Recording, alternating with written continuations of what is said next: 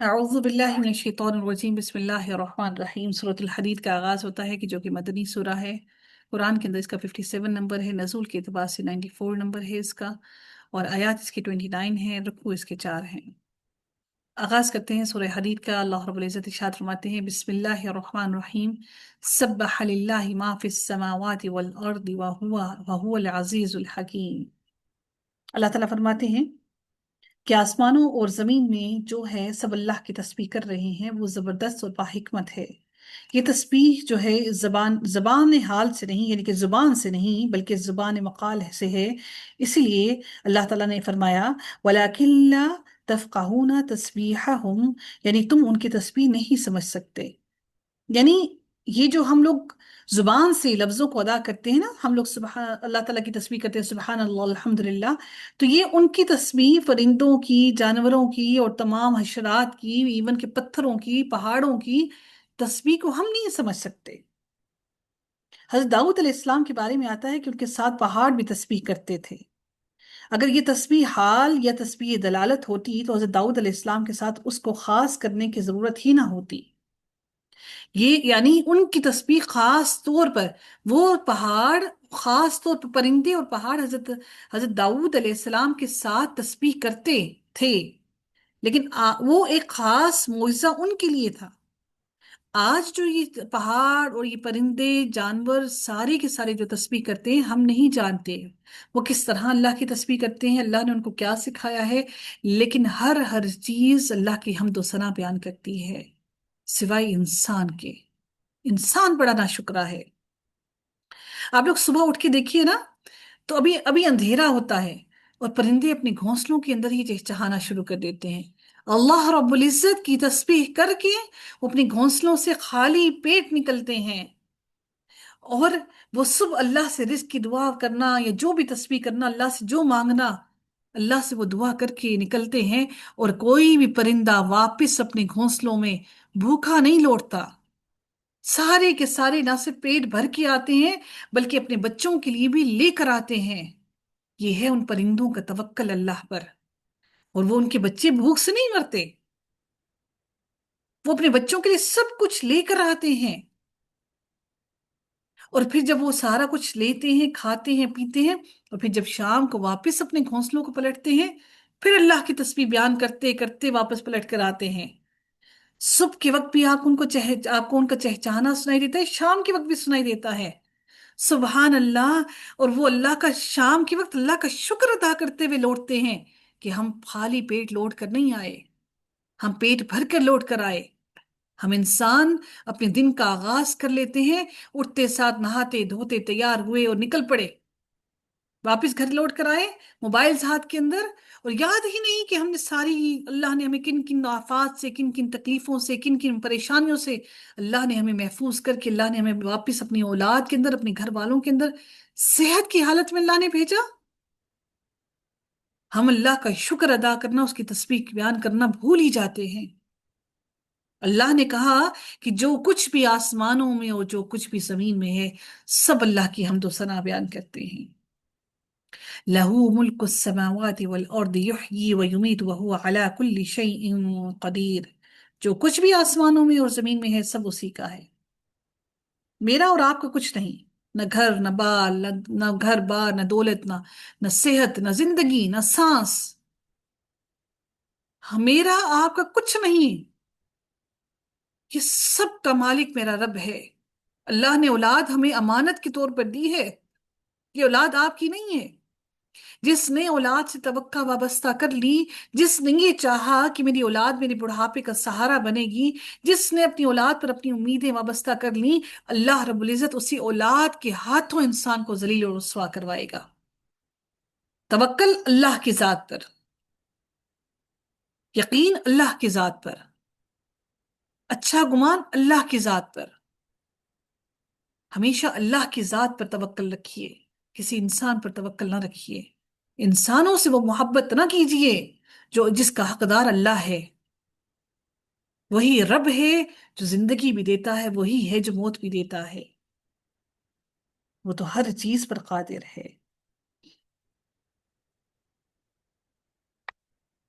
اسی کے حکم سے بارش، نباتات، روزیوں کے تمام خزانے اسی کے ہاتھ میں ہیں، اسی کے اختیار میں ہیں۔ اللہ تعالیٰ فرماتے ہیں اپنی ہی ذات کے بارے میں، پھر فرماتے ہیں هو الاول والآخر والظاہر والباطن وهو بكل شيء علیم۔ وہی پہلے ہے، وہی پیچھے، وہی ظاہر ہے اور وہی مخفی ہے، اور وہ ہر چیز کو بخوبی جاننے والا ہے۔ وہی اول ہے، یعنی اس سے پہلے کچھ نہ تھا۔ وہی آخر ہے، یعنی جب سب کچھ ختم ہو جائے گا، اللہ تعالیٰ ساری دنیا کو، تمام کائنات کو، سب کچھ ختم کر دیں گے، صرف میرا رب اکیلا باقی رہے گا۔ وہی ظاہر ہے، یعنی وہ سب پر غالب ہے، اس پر کوئی غالب نہیں۔ وہی باطن ہے، یعنی باطن کی ساری باتوں کا صرف وہی جانتا ہے، یا لوگوں کی نظروں اور عقلوں سے یہ تمام چیزیں مخفی ہیں۔ نبی کریم صلی اللہ علیہ وسلم نے اپنی صاحبزادی فاطمہ رضی اللہ تعالی عنہا کو یہ دعا پڑھنے کی تاکید کی۔ کیا دعا تھی؟ اللہم رب السماوات السبع ورب العرش العظیم ربنا رب كل شيء منزل التوراة والانجیل والفرقان۔ یہ صحیح مسلم کی یہ دعا ہے۔ نبی کریم صلی اللہ علیہ وآلہ وسلم نے حضرت فاطمہ رضی اللہ تعالی عنہا کو یہ دعا پڑھنے کی انہیں تاکید کی کہ یہ دعا لازمی پڑھا کریں۔ اس دعا میں جو ادائیگی قرض کے لیے مسنون ہے، یعنی کہ اگر کسی کوئی قرض کے اندر پھنسا ہوا ہے تو اس کے لیے بھی چاہیے اس کو کہ وہ انسان یہ دعا پڑھے، تو انشاءاللہ اللہ تعالیٰ کے حکم سے، اللہ تعالیٰ کی مدد سے اس کی قرض کی ادائیگی غیب کے خزانوں سے اللہ کروا دے گا انشاءاللہ۔ میں انشاءاللہ یہ دعا آپ لوگوں کے ساتھ شیئر کرتی ہوں، ٹھیک ہے؟ اللہ رب العزت مزید فرماتے ہیں هو الذی خلق السماوات والارض فی 6 ایام ثم استوى على العرش يعلم ما يلج في الأرض وما يخرج منها وما ينزل من السماء وما يعرج فيها۔ وہی ہے جس نے آسمانوں اور زمین کو 6 دن میں پیدا کیا، پھر عرش پر مستوی ہوا۔ یعنی کہ زمین اور آسمان کو اللہ تعالیٰ نے 6 دنوں میں پیدا کیا اور پھر عرش پر مستوی ہو گیا۔ وہ خوب جانتا ہے اس چیز کو جو زمین میں جائے اور جو اس سے نکلے، یعنی جو بیج ہم بوتے ہیں زمین کے اندر، اور جو قطرہ بارش کا زمین کے اندر اترتا ہے، ہر چیز سے اللہ واقف ہے کہ کون سا قطرہ پانی کا زمین میں اترے گا اور کون سا قطرہ پانی کا سمندر میں اتر کر کون سا قطرہ موتی بن جائے گا۔ اللہ تعالیٰ کے علم میں ایسا نہیں ہے کہ سب کچھ ایسے ہی ہو جاتا ہے۔ میرے رب نے یہ تمام بارش کے قطرے بھی لوح محفوظ میں لکھ رکھے ہیں، سبحان اللہ۔ اور جو آسمان سے نیچے آئے اور جو کچھ چڑھ کر اس میں جائے، اور جہاں کہیں تم ہو وہ تمہارے ساتھ ہے، اور جو کچھ تم کر رہے ہو اللہ سب کچھ دیکھ رہا ہے۔ جو درخت چاہے وہ پھلوں کے ہوں یا غلوں کے یا زینت اور آرائش اور خوشبو والے پھولوں کے بوٹے ہوں، یہ جتنے بھی اور جیسے بھی باہر نکلتے ہیں سب اللہ کے علم میں ہیں۔ اللہ تعالیٰ فرماتے ہیں سورہ الانعام کے اندر، اور اللہ تعالیٰ ہی کے پاس ہیں تمام مخفی اشیاء کے خزانے، ان کو کوئی نہیں جانتا سوائے اللہ کے، اور وہ تمام چیزوں کو جانتا ہے، جو کچھ خشکی میں اور جو کچھ دریاؤں میں ہے، کوئی پتہ نہیں گرتا مگر وہ اس کو بھی جانتا ہے، اور کوئی دانہ کوئی زمین کی تاریک حصوں میں نہیں پڑتا، اور نہ کوئی تر اور نہ کوئی خشک چیز گرتی ہے، مگر یہ سب کچھ کتاب مبین کے اندر درج ہے۔ اللہ تعالیٰ نے سب کچھ اس لوح محفوظ میں لکھ رکھا ہے۔ بارش، اولے، برف، تقدیر اور تمام احکامات جو بھی فرشتے لے کر اترتے ہیں، اللہ تعالیٰ نے سب کچھ درج کیا ہوا ہے۔ فرشتے انسانوں کی جو عمل لے کر چڑھتے ہیں، جو اللہ تعالیٰ نے کہا نا، اور جو کچھ چڑھ کے اس میں جائے، یعنی کہ جو آسمان میں لے کر چڑھتے ہیں انسان کے اعمال کو لکھ کر اوپر آسمانوں میں چڑھتے ہیں، جس طرح حدیث میں بھی ہے کہ اللہ کی طرف رات کے عمل دن سے پہلے اور دن کے عمل رات سے پہلے اوپر روز آسمانوں میں چڑھتے ہیں۔ یہ کرامن کاتبین فرشتے یہاں پر لکھ کر بیٹھے ہوئے نہیں ہیں، وہ روزانہ ہمارے اعمال کو لے کر اللہ کو جا کر بتاتے ہیں کہ اللہ تیرے بندے نے آج یہ کچھ کیا۔ سوچئے وہ منظر کہ کس طرح وہ سارے کے سارے پوری دنیا کے فرشتے آسمانوں میں چڑھتے ہیں اور اللہ تعالیٰ کو خبر دیتے ہیں، کس طرح وہ لائن میں قطار میں کھڑے ہوں گے اور اللہ کو بتا رہے ہوں گے۔ اپنے گناہ کا سوچئے کہ روزانہ ہمارے وہ فرشتے ہمارے گناہوں کو لے کر چڑھتے ہیں، یا ہماری اچھائیوں کو، ہماری نیکیوں کو لے کر چڑھتے ہیں۔ یعنی تم خشکی میں ہو یا تری میں ہو، رات ہو یا دن ہو، گھروں میں ہو یا صحراؤں میں ہو، ہر جگہ ہر وقت وہ اپنے علم کے لحاظ سے تمہارے ساتھ ہے۔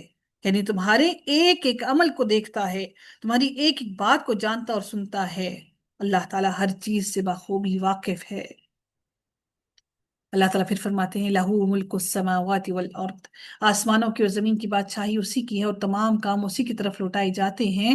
یولج اللیل فی النہار ویولج النہار فی اللیل وہو علیم بذات الصدور، وہی رات کو دن میں لے جاتا ہے اور وہی دن کو رات میں داخل کر دیتا ہے، اور سینوں کے بھیدوں کو بھی بخوبی جانتا ہے، اس کا بھی پورا علم رکھنے والا ہے۔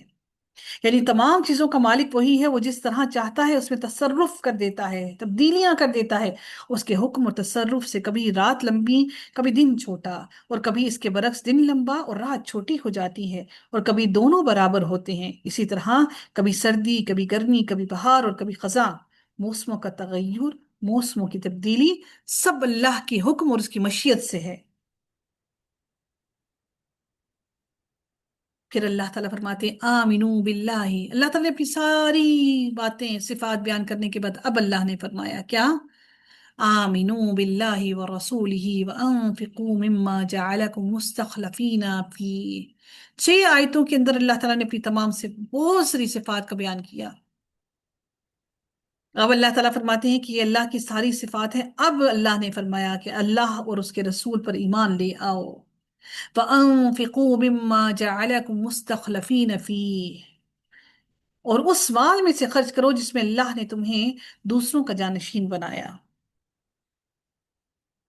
یعنی یہ مال اس سے پہلے کسی دوسرے کے پاس تھا، آپ کماتے ہیں نا، فار ایگزامپل اگر آپ مجھے فی پے کرتے ہیں تو اس سے پہلے یہ مال میرا نہیں تھا، آپ کی جیب میں تھا، آپ نے وہ مجھے میری جیب میں ڈالا، یعنی یہ مال میرا نہیں تھا، آپ کے پاس کسی اور کے تھرو آیا، اس کے پاس کسی اور کے تھرو آیا، لیکن یہ دیا سب کو کس نے؟ میرے رب نے دیا۔ تو اللہ نے فرمایا کہ وَأَنفِقُوا مِمَّا جَعَلَكُمْ مُسْتَخْلَفِينَ فِيهِ، کہ تمہارے پاس بھی یہ مال نہیں تھا، اور یہ مال تمہارے پاس رہے گا بھی نہیں، دوسرے اس کے وارث بنیں گے۔ اگر تم نے اسے اللہ کی راہ میں خرچ نہ کیا تو بعد میں اس کے وارث بننے والے اسے اللہ کی راہ میں خرچ کر کے تم سے زیادہ سعادت حاصل کر سکتے ہیں، اور اگر وہ اسے نافرمانی میں خرچ کریں گے تو تم بھی ان کے اس جرم میں ان کے شریک ہوگے۔ حدیث میں آتا ہے کہ انسان کہتا ہے میرا مال، میرا مال، میرا مال، حالانکہ تیرا مال ایک تو وہ ہے جو تو نے کھا پی کے فنا کر دیا، دوسرا وہ ہے جسے پہن کر تو نے پوسیدہ کر دیا، اور تیسرا وہ ہے جو اللہ کی راہ میں خرچ کر کے آخرت کے لیے تم نے ذخیرہ کر لیا۔ اس کے علاوہ جو کچھ بھی ہے وہ سب دوسروں کا ہے۔ جو آپ نے اپنا بینک بیلنس بنایا، جو آپ نے سنبھالا، وہ سب آپ کا مال نہیں، وہ تو آپ کی آل اولاد کا مال ہے، وہ تو آپ کی آنے والی نسلوں کا مال ہے۔ وہ اس مال کو نیکی کی راہ میں خرچ کرتے ہیں یا اس کو شراب، جوئے یا غلط کاموں میں خرچ کرتے ہیں، اس پر آپ کا کوئی اختیار نہیں۔ اس لیے اپنی زندگی کے اندر اپنے مال کو اللہ کی راہ میں خرچ کر لیجئے، اپنی آخرت کے لیے بچا لیجئے، وہ ہماری سیونگز ہے۔ ہم دیکھتے ہیں کہ ہم آخرت کے لیے کتنا بینک بیلنس لے کر جاتے ہیں۔ وَمَا لَكُمْ لَا تُؤْمِنُونَ بِاللَّهِ وَالرَّسُولُ يَدْعُوكُمْ لِتُؤْمِنُوا بِرَبِّكُمْ وَقَدْ أَخَذَ مِيثَاقَكُمْ إِن كُنتُم مُؤْمِنِينَ۔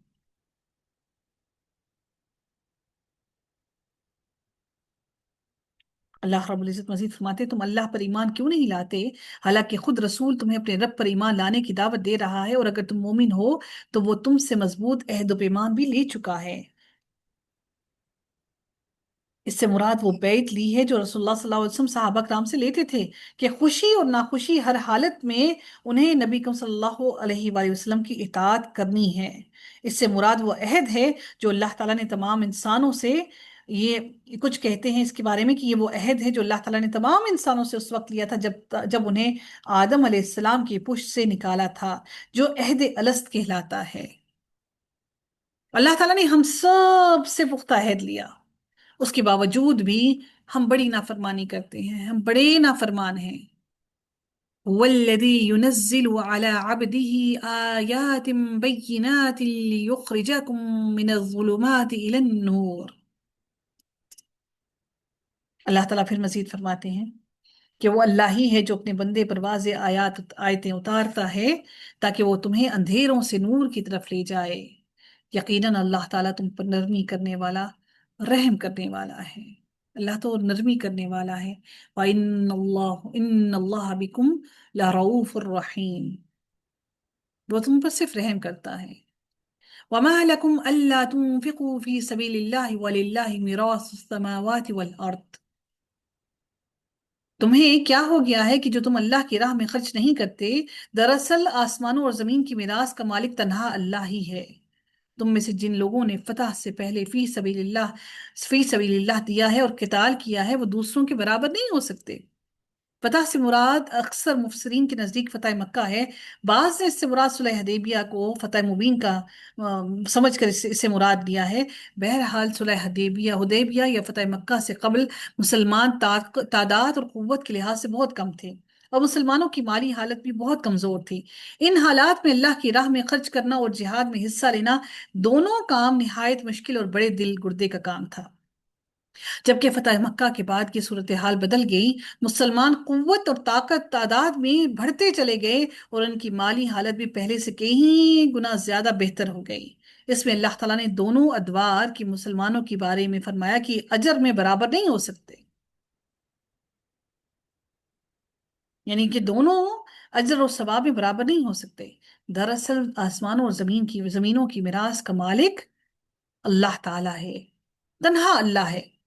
آپ وارث نہیں ہیں اپنے گھر کے، اپنے مال کے، اپنی دولت کے، اپنی زمینوں کے، اپنی جائیداد کے، اللہ وارث ہے۔ اللہ نے تو آپ کو نگران بنایا ہے، لیکن پیٹ ہے کہ بھرتا ہی نہیں، خواہشیں ہیں کہ مرتی ہی نہیں، خواہشیں ہیں کہ ختم ہوتی ہی نہیں۔ تم میں سے جن لوگوں نے فتح سے پہلے فی سبیل اللہ دیا اور قتال کیا ہے، وہ دوسروں کے برابر نہیں ہو سکتے جنہوں نے خرچ نہیں کیا، بلکہ ان سے بہت بڑے درجے کے ہیں جنہوں نے فتح کے بعد خیراتیں دیں اور جہاد کیے، کیونکہ پہلوؤں کا انفاق اور جہاد دونوں کام نہایت کٹھن حالات میں ہوئے۔ اس سے معلوم ہوا کہ اہل فضل اور عزم کو دیگر لوگوں کے مقابلے میں مقدم رکھنا چاہیے۔ اسی لیے اہل سنت کے نزدیک شرف اور فضل میں حضرت ابوبکر صدیق رضی اللہ تعالیٰ عنہ سب سے مقدم ہیں، کیونکہ مومن اول بھی وہی ہیں، سب سے پہلے ایمان قبول کرنے والے بھی وہی ہیں، اور وہ اللہ کی راہ میں سب سے زیادہ خرچ کرنے والے تھے، اور مجاہد اول بھی وہی ہیں، یعنی کہ سب سے پہلے جہاد کے لیے لبیک کہنے والے بھی حضرت ابوبکر صدیق تھے۔ سبحان اللہ۔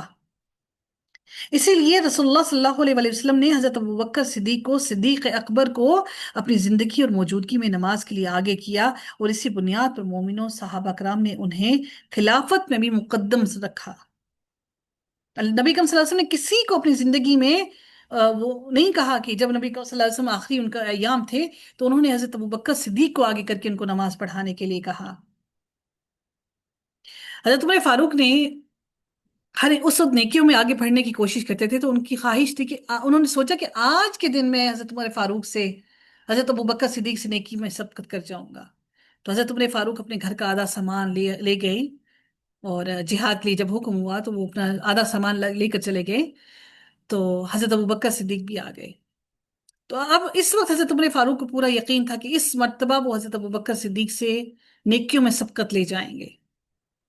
تو نبی کریم صلی اللہ علیہ وآلہ وسلم نے پوچھا حضرت ابوبکر صدیق سے، اے ابوبکر، اپنے گھر کیا چھوڑ کر آیا ہے؟ تو حضرت ابوبکر نے جواب دیا کہ اے اللہ کے رسول، میں اللہ اور اس کے رسول کی یاد اور اللہ کا ذکر اپنے گھر میں چھوڑ کر آیا ہوں، باقی میں سب کچھ لے آیا۔ سبحان اللہ، اپنے گھر کے برتن، مال، دولت، راشن، سب کچھ اٹھا کر لے آئے۔ اس وقت حضرت ابو عمر فاروق نے کہا کہ ان سے نیکیوں میں سبقت نہیں حاصل کر سکا۔ حضرت ابو بکر صدیق اتنی بڑی اللہ تعالیٰ نے ان کو شرف عطا کیا، ہم کس طرح سے ان کی اس بات کے انکاری، ان کی فضیلت کے انکاری ہو سکتے ہیں؟ ہم نہیں ہو سکتے۔ اللہ تعالیٰ فرماتے ہیں ہاں بھلائی کا وعدہ تو اللہ تعالیٰ کا ان سب سے ہے، جو کچھ تم کر رہے ہو اس سے اللہ خبردار ہے، باخبر ہے اللہ۔ اس میں وضاحت فرما دی گئی کہ صحابہ کرام کے درمیان شرف اور فضل میں جو تفرقہ تھا وہ درجات میں، اس کا مطلب یہ نہیں کہ بعد میں مسلمان ہونے والے صحابہ کرام ایمان اور اخلاق کے اعتبار سے بالکل ہی گئے گزرے تھے۔ جیسے کہ بعض لوگ یہ کہتے ہیں کہ حضرت معاویہ رضی اللہ تعالیٰ عنہ، ان کے والد حضرت ابو سفیان رضی اللہ تعالیٰ عنہ اور دیگر بعض ایسے ہی جلیل القدر صحابہ کے بارے میں بہت سی باتیں کرتے ہیں، جبکہ ایسا کرنا ہرگز جائز نہیں۔ نبی کریم صلی اللہ علیہ وسلم نے تمام صحابہ کرام کے بارے میں فرمایا کہ لا تسبوا اصحابی، میرے صحابہ پر سب میرے صحابہ پر کوئی باتیں نہ کہو، کوئی ایسی ان کے لیے ستم کی باتیں نہ کہو۔ قسم ہے اس ذات کی جس کے ہاتھ میں میری جان ہے کہ اگر تم میں سے کوئی شخص احد پہاڑ جتنا سونا بھی اللہ کی راہ میں خرچ کر دے تو وہ بھی میرے صحابی کے خرچ کیے ہوئے ایک مد کے برابر مد کے بلکہ نصف مد کے بھی برابر نہیں ہو سکتا۔ تو آپ اگر زندگی کا سارا مال دولت، اور نبی کرم صلی اللہ علیہ وسلم نے تو کہا کہ احد پہاڑ کے برابر بھی سونا اگر اللہ کی راہ میں خرچ کر دیں تو ان کے اتنے قلیل کے خرچ کیے ہوئے کے برابر تمہارا مال دولت نہیں ہو سکتا۔ صحابہ کی تعظیم کرنا ہم سب پر لازم ہے۔